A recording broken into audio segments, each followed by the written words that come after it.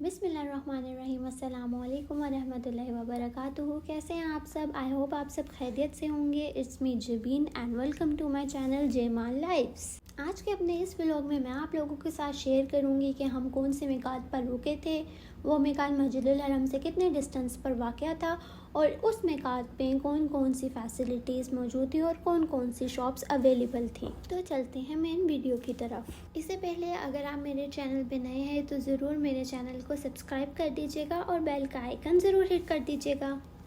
हम आ चुके हैं अपने मेन वीडियो की तरफ। बताती चलूँ कि हमने अपना सफ़र अलदरब से शुरू किया था और अलदरब के रास्ते से जो मिकात हमारा बनता था वो ये मिकात बनता था जिसका नाम था मस्जिद यलमलम। यहाँ पे थोड़ी सी मस्जिद यलमलम की हिस्ट्री बताती चलूँ कि मिकात यलमलम बेसिकली यमन के लोगों के लिए बनाया गया था। जो लोग यमन की तरफ से आते होते थे, या बेसिकली कहा जाए तो साउथ की तरफ से जो लोग आते होते थे, उनका ये मिकात बनता था। इस मिकात पे रुक कर उन मुसाफिरों को एहराम बांध कर उम्रे की नीयत करनी होती थी। तो हम भी चूँकि साउथ की तरफ से ही मस्जिदुल हरम की तरफ जा रहे थे, इसीलिए हमारा यही मिकात बना था। और ये मिकात मस्जिदुल हरम से तकरीबन 100 to 120 किलोमीटर्स के डिस्टेंस पर वाक़या है। और इसके बाद मस्जिदुल हरम का रास्ता तकरीबन 1.25 घंटे का रह जाता है। माशाल्लाह से मस्जिद यलमलम बहुत ज़्यादा खूबसूरत बनी हुई थी। और अगर आप इस पिक्चर में देखें तो आपको 2 मीनार नज़र आ रहे होंगे। इस मीनारों के बीच में से जो रास्ता जाता था वहाँ पे सारा जेंट्स का एरिया था और उसके बिल्कुल राइट साइड पे एक एंट्रेंस थी जो सारा लेडीज़ पोर्शन था। और उम्रे से रिलेटेड तकरीबन हर तरह की फैसिलिटीज़ इस मिकात में मौजूद थी। माशाल्लाह से मस्जिद यलमलम बहुत ज़्यादा हसीन, पुरसुकून और बड़ी मस्जिद थी और इसके बाहर का एरिया भी बहुत ज़्यादा वास्ट था। पार्किंग करना बहुत ज़्यादा इजी था। और मस्जिद के बाहर तो एक अलग सी ही दुनिया बात थी। यहाँ बहुत ज़्यादा शॉप्स अवेलेबल थी। यहाँ पर जो कुछ शॉप्स थी वो खाने पीने की थी और बाकी जो शॉप्स आप देख सकते हैं ये उम्रा एसेंशियल शॉप्स थी। मोस्टली मिकात पर ऐसी शॉप्स अवेलेबल होती हैं, इसलिए आपने कोई भी उम्रा एसेंशियल चीज़ लेनी हो या फिर आप भूल आए हो कोई चीज़ तो डेफिनेटली सी बात है आप यहाँ पे इजीली परचेज़ कर सकते हैं। इवन मेरे हस्बैंड ने भी अपना एहराम लेना था। हमने पहले से डिसाइड किया हुआ था कि जिस मिकात पे भी रुकेंगे हम वहीं से एहराम परचेज़ करेंगे।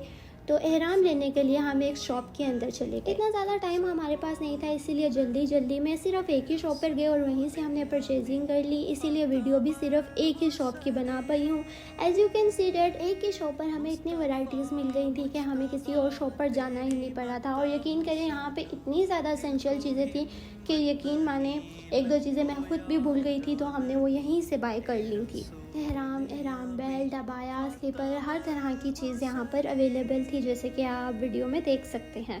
सामान खरीदने के बाद हम डायरेक्ट मिकात की तरफ गए। बेबी हमारे साथ था इसीलिए हमने ऐसे एडजस्टमेंट कर ली थी कि पहले मेरे हस्बैंड चले गए थे अपना एहराम बांधने के लिए और फिर उसके बाद उन्होंने बेबी को संभाला और फिर मैं एहराम बांधने चली गई थी। यहाँ पे आप देख सकते हैं कि मेरे हस्बैंड एहराम बांध कर आ चुके थे तो अब उनकी बारी थी बेबी को संभालने की।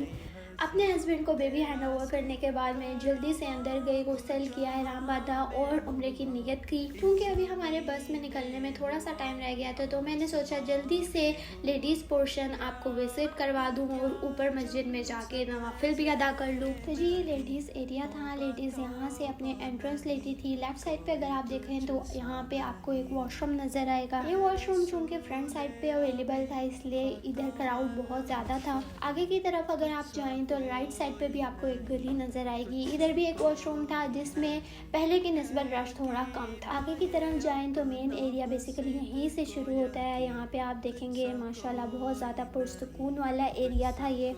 यहाँ पे आप देख सकते हैं कुछ औरतें स्टॉल लगा के बैठी हुई थी जिसमें डेफिनेटली सी बात है उम्रा से ही रिलेटेड चीज़ें सेल कर रही थी। यहाँ पे लेडीज़ गार्डियन भी अवेलेबल थी, लेडीज़ स्वीपर्स भी अवेलेबल थी जो वॉशरूम का साइड बाय साइड ध्यान रख रही थी और टाइमली उनको क्लीन भी कर रही थी। थोड़ा सा अगर आगे चले तो राइट साइड पे भी एक छोटी सी मस्जिद बनाई हुई थी, स्पेस बनाई हुई थी जहाँ पे औरतें नवाफिल अदा कर रही थी, नमाज़ पढ़ रही थी। और अगर बाई चांस आपको यहाँ पे नहीं जगह मिलती नवाफिल अदा करने की, इसके अलावा भी एक स्पेस थी जो बिल्कुल सामने थी, एक अपस्टेयर रास्ता जा रहा था। मैंने सोचा वहाँ जाके देखते हैं। तो माशाल्लाह ये पूरा एरिया स्टेयर समेत बहुत ज़्यादा ठंडा था, पूरा सेंट्रलाइज्ड एसी था। और जब मैं ऊपर गई तो वहाँ पे मुझे पता लगा कि वहाँ पे एक बहुत ज़्यादा खुली स्पेस थी आपके लिए, इजीली आप वहाँ पे नवाफिल अदा कर सकते थे। आप देख सकते हैं कि यहाँ पे भी कुछ फैमिलीज़ बैठी हुई थी, कुछ रेस्ट कर रही थी और कुछ नवाफिल अदा कर रहे थे।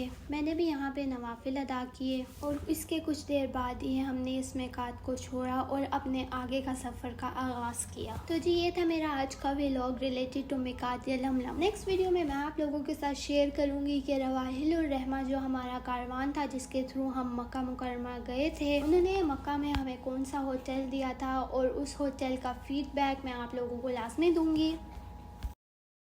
और अगर आपको मेरी ये वीडियो पसंद आई हो तो लाइक ज़रूर कर दीजिएगा और एक छोटा सा कमेंट ज़रूर दे दीजिएगा, मुझे बहुत ज़्यादा खुशी होगी। और अपने फ्रेंड्स के साथ मेरी वीडियो ज़रूर शेयर कीजिएगा। मिलते हैं नेक्स्ट वीडियो में, तब तक के लिए स्टे सेफ। अल्लाह हाफिज़।